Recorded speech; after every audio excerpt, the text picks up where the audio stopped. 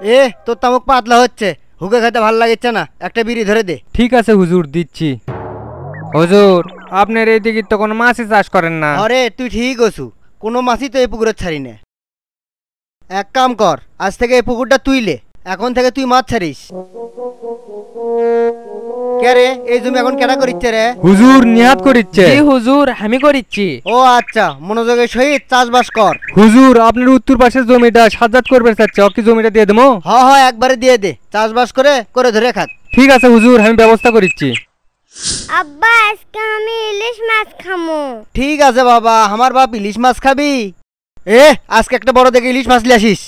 আচ্ছা আচ্ছা, সুমন তুমি ইলিশ মাছ খাবা, আইনে দে মোহিনী।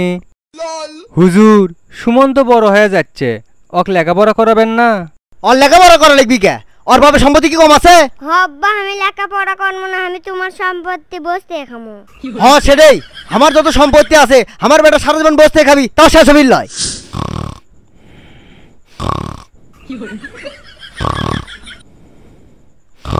হুজুর হুজুর, এই কি এই হয়েছে? যে হুকো খান। ও হুকো দে।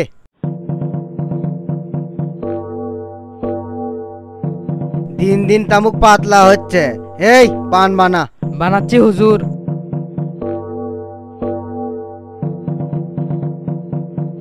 হুজুর, কি হচ্ছে ক?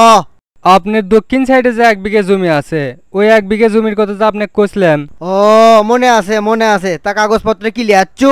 হ হুজুর, কাগজপাতি সব বানিয়ে লিয়াচ্ছি, আপনি খালি টিপসই দিলেই হবে। হ কাগজপাতি লিয়ে আয়, টিপসই দিয়ে দিচ্ছি। আমার জমি জমার অভাব আছে? ঠিক আছে হুজুর, হুকোটা দেন। হুজুর, আমি যে আপনাকে আমার বাড়ির জায়গাটার কথা কইছিলাম। একদিনে কি সব লেগে তোমরে? কালি কাগজপত্র লিয়ে আসিস, টিপসই মেরে দমইনি। হুজুর কাগজ দে দে, কালি দে, পিঠের উপর কাগজ থো। আজ এই টিপসই মেরে দিনু, ওই 1 বিঘা জমি তোর। তুই চাই আছু কে?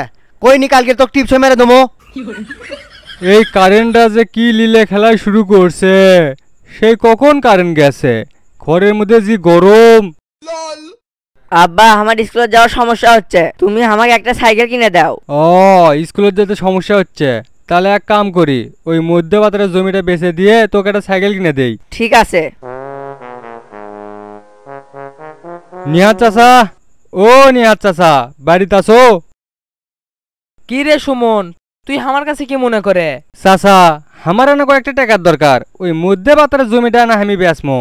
তোর আর এক কাহিনী হসে, অল্প কিছু টাকা লাগলে খালি জমি বেচিস। কি আর কর্ম চাচা কও, বেটাটাকে সাইকেল কিনে দেওয়া লাগবে, স্কুলে যাওয়ার বাচ্চা না, টাকার দরকার, সেই জন্য তো তোমার কাছে জমিটা বেচ ফেরাচ্ছি। তুমি জমি লিবা কিনা সেই কথা কও। শোন, তোর বাপের আমি বছর কামলা আসলাম, আমি সারা বছর তোর বাড়িতে থাকছি, আর তুই তো আমার কোলতি মানুষ হচ্ছু রে, আমার কোলো ছাড়া আর কারোর কোলোতে থাকিসনি। একবারে ছোট থেকে তোকে আমি বড় করে তুলছি, আর তুই একটা জমি বেচপু, সেটা আমি নিমু না?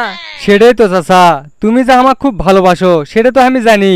ঠিক আছে শোন, কালকে জমি দলিলটা করে দেস, আর বিকালে এসে টাকাটা নিয়ে যাস, আর কোনো জমি বেচা থাকলে আমাক কোষ। ঠিক আছে চাচা। এর সব জমি আমারই কিনে লওয়া লাগবে। যে হালে আমার জমি শেষ হয়ে যাচ্ছে, শেষমেশ মনে হয় আমার এই বাপের টুপিটা ছাড়া আর কিছুই থাকবি না। আব্বা আমার পরীক্ষার ফি দেওয়া লাগবে। ও তাহলে এক কাম করি, ডাবরি মতকের জমিটা বেচে দেই। আচ্ছা বেচো। ঠিক আছে, যা নিহাত চাচার সাথে কথা কয়ে আসি।